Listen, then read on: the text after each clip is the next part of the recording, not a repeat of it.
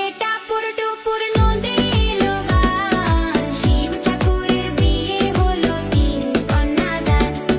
বৃষ্টি পড়ে টাপুর টুপুর নদী এলো গান, শিব ঠাকুরের বিয়ে হলো তিন কন্যাদান।